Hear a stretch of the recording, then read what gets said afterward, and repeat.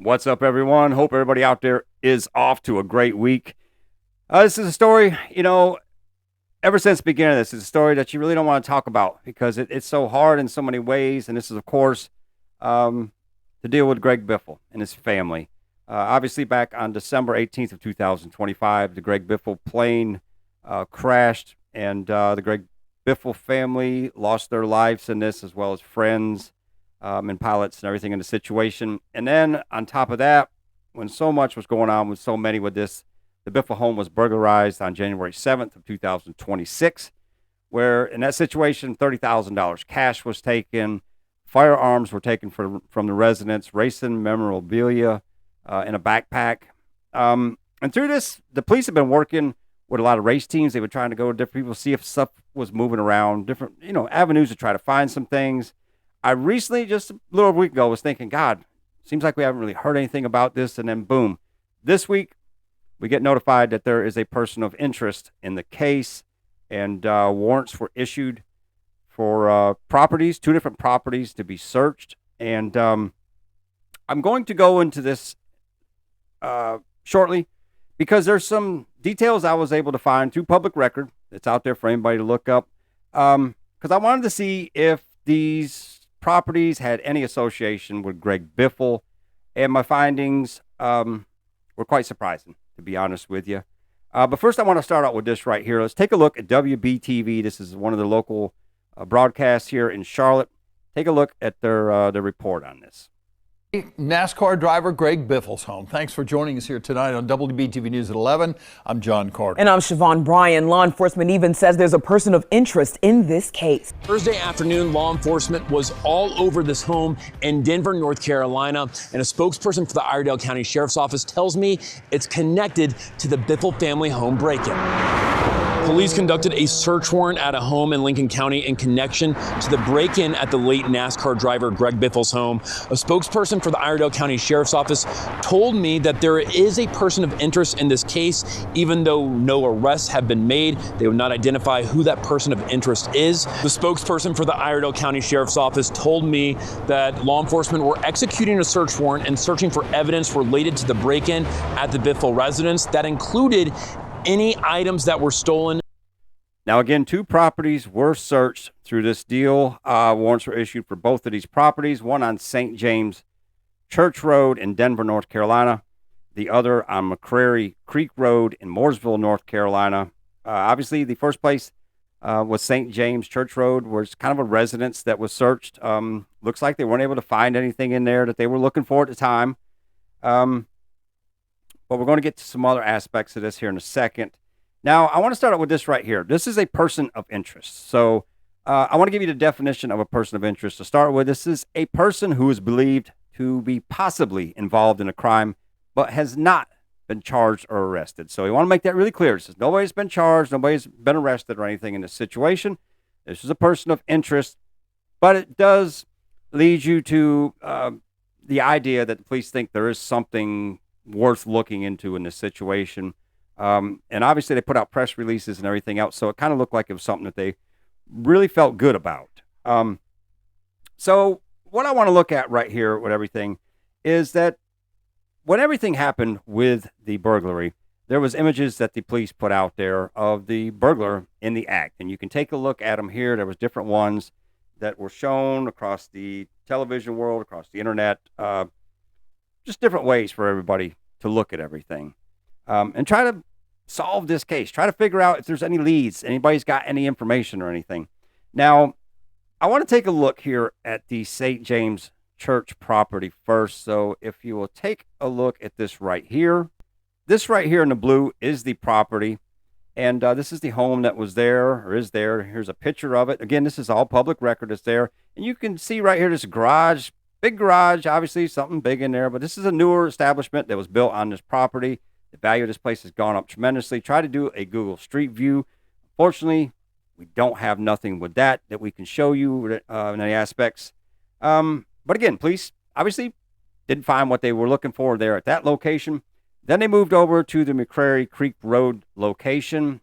This is what's been reported everywhere, but the ironic thing is, it doesn't appear to be a McCrary Creek Road. Now, there is a McCrary Road that's in Mooresville, North Carolina. And the person who, with the St. James property, is also associated with the property at McCrary Road, not McCrary Creek, McCrary. And this is the garages at Lake. That's the location of this right here, 1 McCrary Road. So, again, it's listed as McCrary Creek Road. This is saying McCrary, but there's a similarity between the two people, the two properties with these ones. Now, the garages at Lake, this is a upscale, very luxury storage facility. I mean, you could take a look at just amazing places and everything else.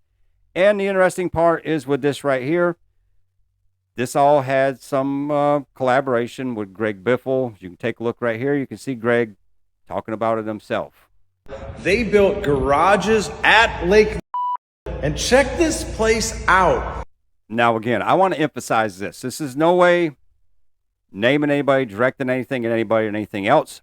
Just simply going off public records of properties to see a collaboration, if there's anything that connects to Greg Biffle. And in fact, these places did, as you just saw and everything else. Now, I'm not going to name the name of the person with these situations right here, or the property owners or anything like that.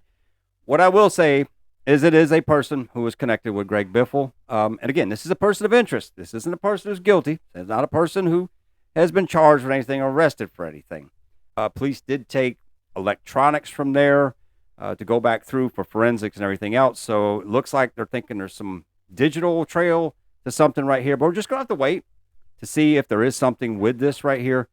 But I will say, well, again, I'm not going to name any names in this because it's not my place to do anything like that. But I will say this much. The person who is associated, or one of the people who is associated with these properties, is somebody who was in the aviation community with Greg Biffle.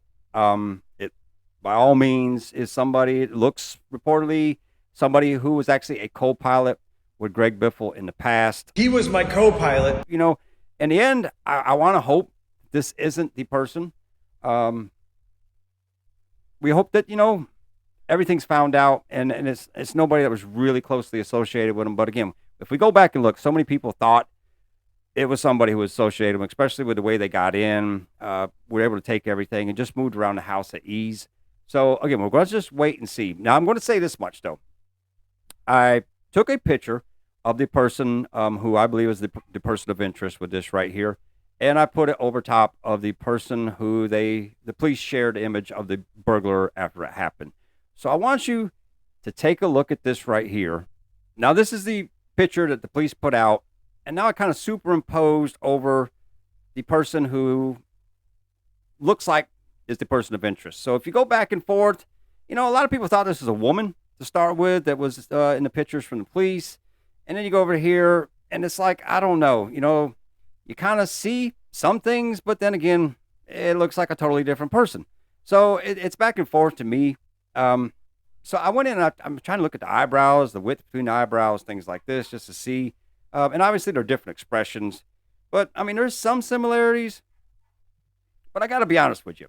I feel like I could put my own picture in there and do the same thing because I'm not no forensic dude by any means. But just looking at that, I was able to go back forth and kind of go, I don't, you know, I see some similarities. Other ways I don't. But obviously, there's different expressions on people's faces with this time. So, but anyways, I just want to know how you feel about everything. What do you think? You know, again, we're not going to name any names, but we just got to take this one day at a time, see what the story is going to be, whoever gets charged with it in the end. Hopefully it's nobody that is really that close to Greg that would do this because that would just make it even worse of an outcome for everybody. But we're going to follow this. We're going to see what happens. And hopefully here soon we'll get some more information on this. And I'll definitely provide it and move it along to you. But anyways, I want your thoughts on this. What do you think about everything?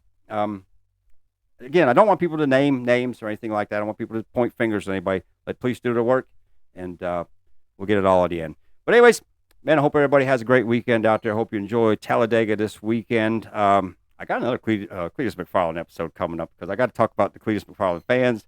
Some things that I find so damn interesting. And Cletus doing pretty damn good down there in practice today at Talladega. So we'll see how the race shakes out for him. And Squirrel, not the best of day out there. But we got a lot of racing to go. So hopefully they come through good finishes, and just above all, just a good, safe race.